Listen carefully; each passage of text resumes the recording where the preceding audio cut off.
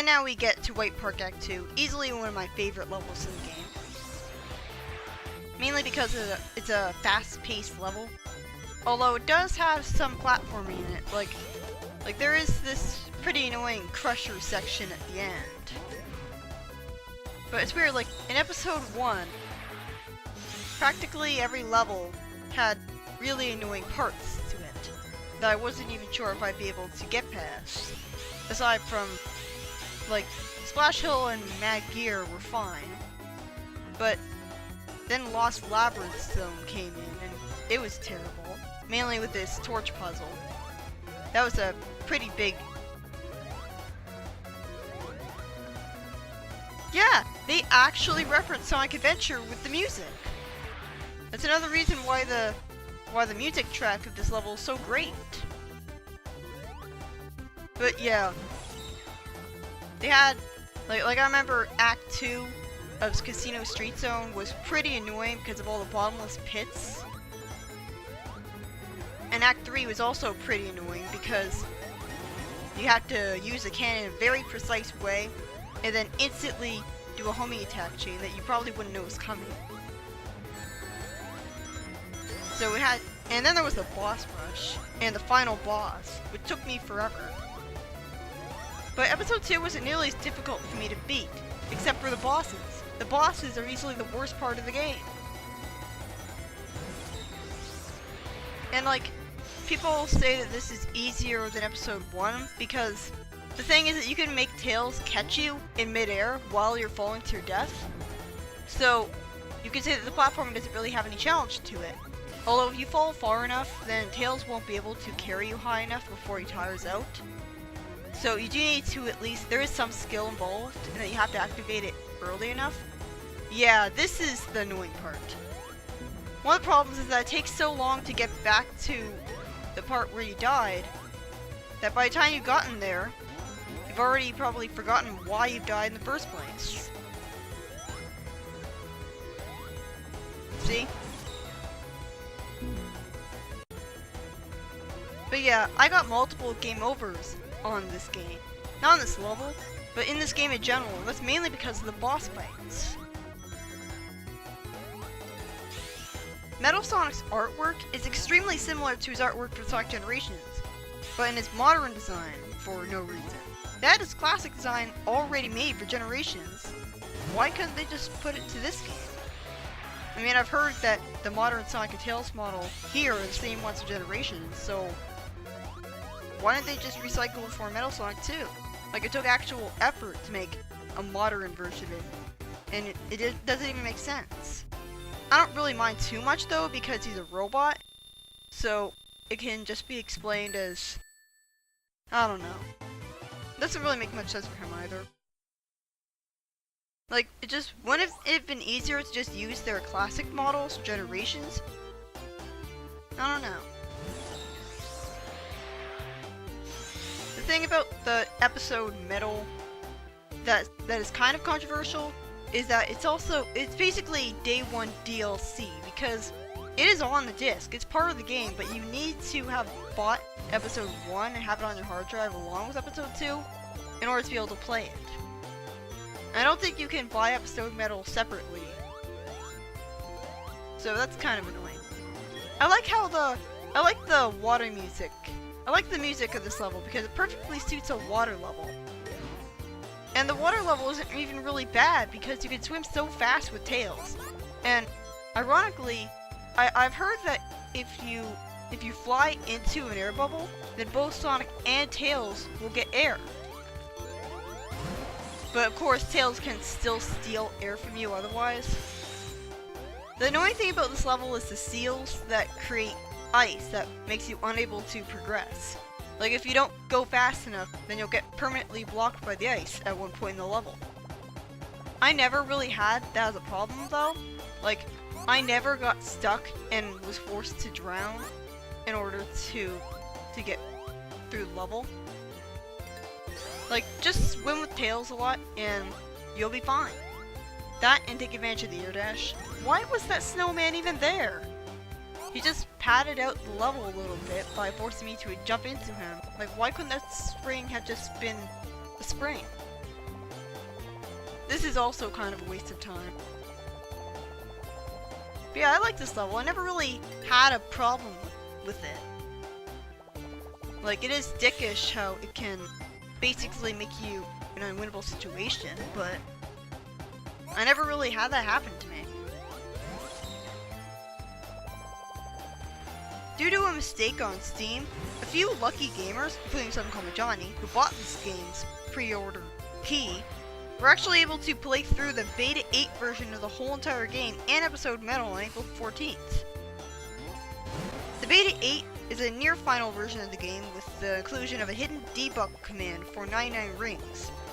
Although there are some performance issues with full screen on some computers and rarely textures will load incorrectly, particularly in Sylvania Castle.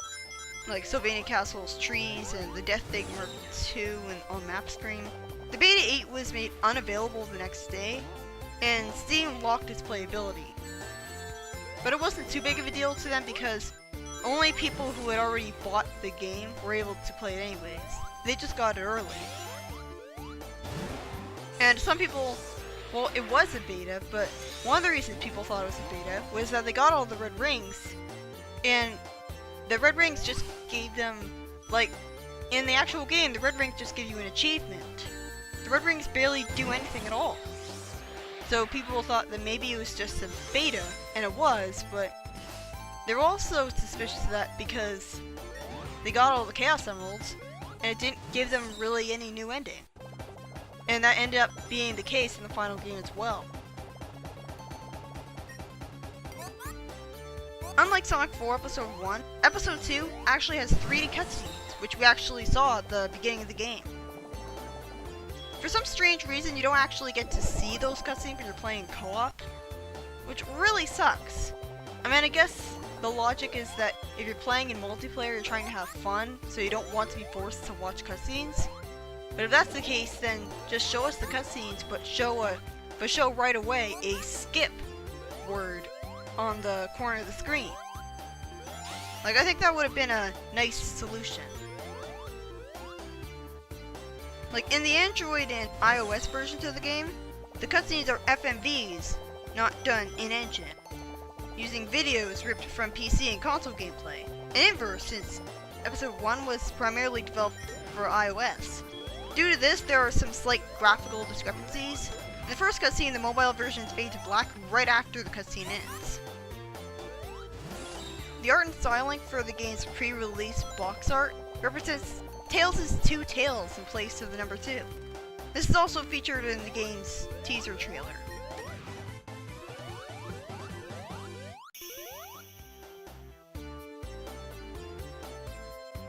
I miss how the Game Gear games had different goalpost results, like Ring and Supersonic, that gave you different minor rewards, like rings and lives. I wish they brought that back. If you pass a goalpost with Tails in like co-op, the goalpost actually changes to Tails. But again, it doesn't really do anything. Also, Sonic's goalpost sign gives you a thumbs up, when he gave you the V peace sign in the classic games. Not really that big of a deal though. What is a big deal is how annoying this boss fight is. I mean, the boss fight is fine most of the time. Like, the music is really awesome. I like how you can really quickly hit him with a rolling combo. And jumping over his attacks isn't really that big of a deal. The problem is that he can completely destroy the track in front of you, and he does that so quickly that you have no time to react. You pretty much have to be lucky that you hit it in time. If you didn't jump in time, then you're essentially going to fall to your death and be forced to do the entire boss all over again, and watch the boss intro again just to get back to where you were. Going into the background is pointless because you can't attack Metal Sonic there, which is why it's annoying that those springs even exist, because they're not doing anything to help you. But yeah, this theme is pretty cool. I like how it's techno, which makes sense for Metal Sonic, and it's also epic. Like, it's intimidating. Unfortunately, I've had such a horrible time with the Metal Sonic boss fights in this game that I kind of don't like this theme because I associate it with the horrible time that I had with the boss fights that I played in it. It's just like Live and Learn in SA2. Like, it's good, but hearing it just reminds me of how terrible an experience I had when I heard it. Some leftover data from the Dreamcast version reveals that originally, the black market exclusive to Sonic Adventure 2 Battle would have been in the Dreamcast version. The color of Sandworm Badniks look very similar to Caterpillar. This game was made in the celebration of the 20th anniversary of Sonic 2. In addition to the title card being homage to said game, the special stages are unfortunately yet another Sonic 2 half-pipe. The Chao Garden actually had more planned to it. There was going to be a Chao playground and a Chao library. The library would have allowed you to create new files for the Dreamcast exclusive Chao Adventure VMU game. Geometry data for them still exists in the PC version. Nobody actually knows what the Chao playground would have been like. I resorted to flying every opportunity that I had just to make sure that I wouldn't die to this stupid attack. Who thought this was a good idea? I don't understand why they thought that attack would be fun. I mean, he does it so fast that you're pretty much guaranteed to get hit by it and fall to your death, because you pretty much have to memorize what point in the boss fight. And if you jump over that spring, then there's no saving yourself, you just get crushed. How are you supposed to know that you're supposed to let a spring... Like, how are you supposed to know that you're running up to a spring in the first place? When before that point, right before that point, you were encouraged to constantly fly, and thus you would miss the spring. It's just suddenly changing the rules on you to create difficulty.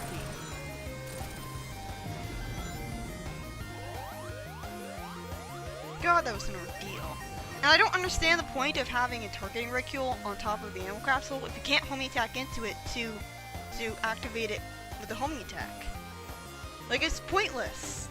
You just air dash into it and nothing happens. Technically, the first game that you could swim with Tails in was Sonic Advance 3.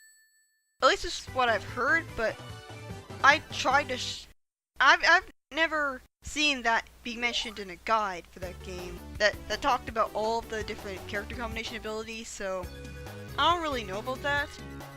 But this was said to be the first game that ever promoted Tails swimming.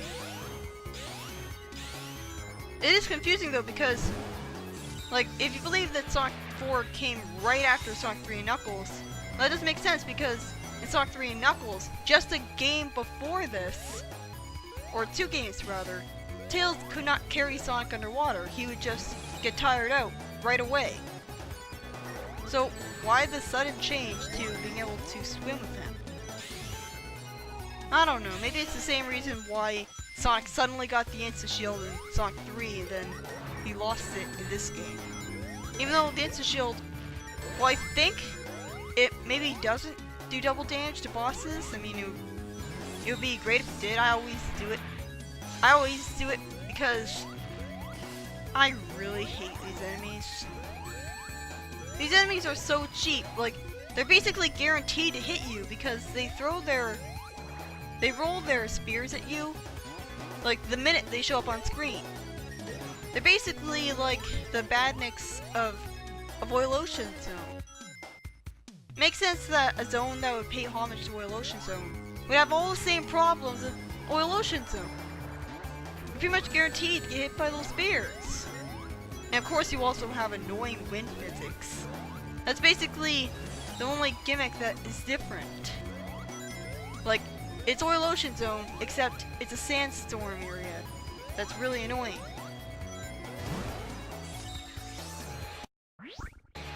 I'm clearly trying to skip this by pressing start, but nothing is happening. Why can't you just do something to skip that?